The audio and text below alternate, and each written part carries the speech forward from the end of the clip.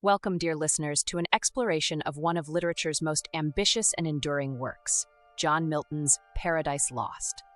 This epic poem, a cornerstone of English literature, grapples with the most profound themes of existence, weaving a tale of rebellion, loss, and redemption. Written in the 17th century, Milton's magnum opus transcends time, inviting readers into a world that is both celestial and deeply human.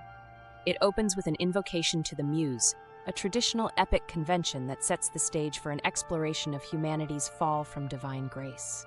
This invocation is not merely a request for poetic inspiration, but a declaration of the poem's grand aims, to justify the ways of God to men. Imagine, if you will, a vast cosmic theater where angels clash, divine decrees echo, and human hearts are tested. The poem begins in a place of darkness and despair, with Satan and his fallen angels in hell. Yet, even in the fiery abyss, Milton infuses his characters with a tragic nobility, especially Satan, whose indomitable spirit cries, "Better to reign in hell than serve in heaven." As we journey through the poem, we encounter a narrative that is as much about celestial battles as it is about the intimate struggles within the human soul. Paradise Lost is more than a retelling of the biblical tale of Adam and Eve. It is a profound meditation on free will, obedience, and the human condition. Join me as we delve into the intricate tapestry of Milton's epic, exploring its plot, characters, themes, and the enduring impact that has kept it alive in the collective imagination for centuries. The narrative of Paradise Lost unfolds across 12 books, beginning with the aftermath of a cataclysmic war in heaven. Satan, once a high-ranking angel, has led a failed rebellion against God and is cast into hell along with his followers. Despite their defeat, Satan remains defiant, vowing to continue his war through more insidious means. In a council with his fellow fallen angels, he proposes a new plan to corrupt the newly created world of man. Satan's journey to earth is fraught with peril. Passing through the gates of hell, he encounters sin and death, allegorical figures who guard the exit. They allow him passage, setting the stage for his infiltration of the Garden of Eden. Meanwhile, in heaven, God foresees Satan's intentions in the coming fall of mankind. Yet, he emphasizes the importance of free will, declaring that humanity must choose its path. The Son of God offers himself as a sacrifice, ensuring that redemption is possible for humanity. Arriving in Eden, Satan is initially struck by the beauty and innocence of Adam and Eve. Yet his resolve hardens, and he disguises himself as a serpent to execute his plan. Eve is deceived into eating the forbidden fruit, and Adam, choosing love over obedience, follows suit. Their disobedience results in the loss of innocence and the onset of suffering and death. As the consequences of their actions unfold, Adam and Eve are judged and expelled from paradise, yet they are not left without hope. The Archangel Michael reveals to Adam a vision of the future, including the coming of a Savior who will redeem mankind. With newfound understanding and faith, Adam and Eve leave Eden, carrying with them the promise of redemption and salvation. In Paradise Lost, John Milton crafts a cast of characters who are as complex as they are symbolic, each representing different facets of the epic's grand themes. At the center of this celestial drama is Satan, whose character is perhaps the most fascinating and contentious. Milton imbues Satan with a charismatic defiance and tragic grandeur. His famous declaration, "Better to reign in hell than serve in heaven," captures his indomitable spirit and tragic flaw, his unyielding pride. Satan's complexity lies in his dual nature as both hero and villain. He is a rebel against tyranny, yet his rebellion births chaos and despair. Adam and Eve, the progenitors of humanity, are portrayed with a depth that transcends their biblical origins. Adam embodies the rational and obedient aspect of humanity, striving to understand the divine order. Eve, on the other hand, represents curiosity and the desire for autonomy. Their relationship is tender and intimate, yet fraught with the potential for discord, as demonstrated in their fateful choice to eat the forbidden fruit. This act of disobedience is not merely a fall from grace, but a deeply human moment of vulnerability and love.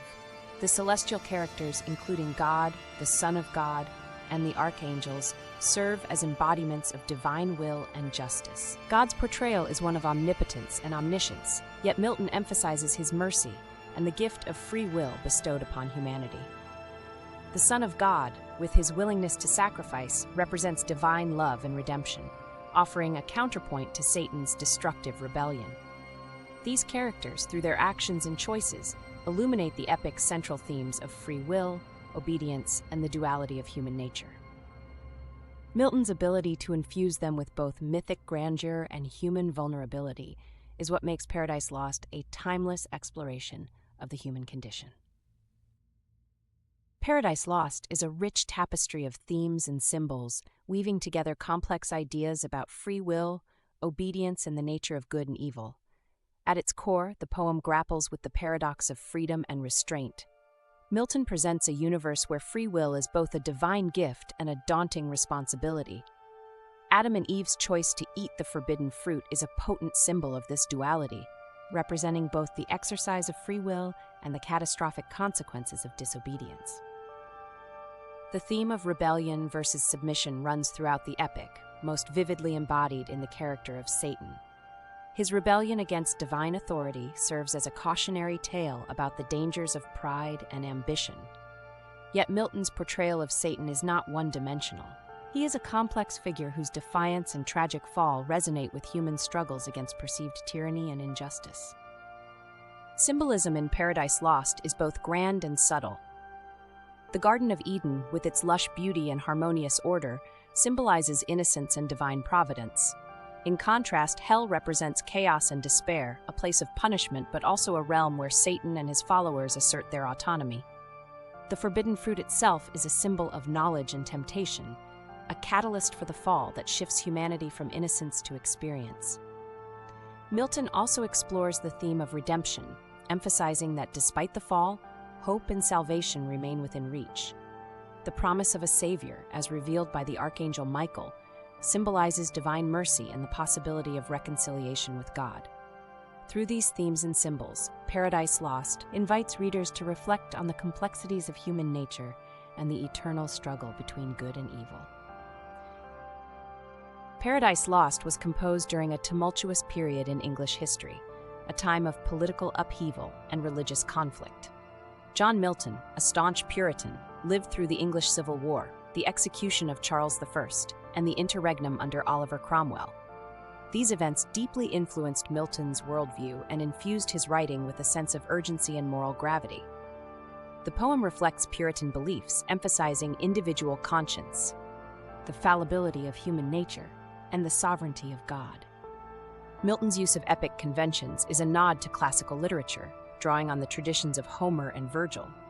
However, he subverts these conventions to serve his theological and philosophical purposes. While traditional epics celebrate heroic deeds and martial valor, Paradise Lost shifts the focus to spiritual and moral heroism, exploring the inner battles of the soul rather than external conquests. The poem also engages with contemporary scientific and philosophical ideas. Milton was writing during the scientific revolution, a time when the heliocentric model of the universe was gaining acceptance. This is reflected in Adam's curiosity about the cosmos and Raphael's advice to focus on earthly responsibilities, highlighting the tension between human curiosity and divine order. Culturally, Paradise Lost is a product of the Renaissance, embodying the era's fascination with classical antiquity, humanism, and the exploration of human potential.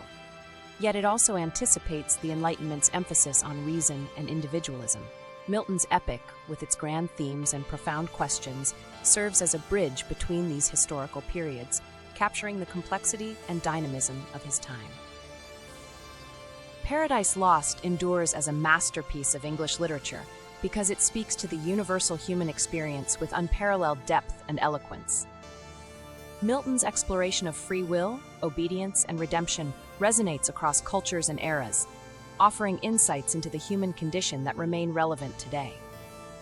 The poem's rich language and vivid imagery create a world that is both mythic and intimately real, inviting readers to reflect on their own struggles and aspirations. The character of Satan, with his tragic defiance and complex motivations, continues to fascinate and provoke debate. His portrayal as both a heroic rebel and a cautionary figure challenges readers to consider the nature of evil and the seductive power of ambition. This duality makes Satan one of literature's most compelling figures, ensuring that Paradise Lost remains a subject of scholarly and popular interest. Moreover, the poem's theological and philosophical questions about the nature of God, the purpose of suffering, and the possibility of redemption speak to a broad audience, transcending religious boundaries. Milton's vision of a universe governed by divine justice and mercy, yet allowing for human freedom and error, offers a nuanced perspective on the complexities of faith and morality. Ultimately, Paradise Lost endures because it is a work of profound artistic and intellectual achievement. Its themes, characters, and language continue to inspire and challenge readers, inviting them to explore the eternal questions that lie at the heart of the human experience. As we ponder Milton's epic, we are reminded of the enduring power of literature to illuminate the mysteries of existence and the capacity for hope and redemption.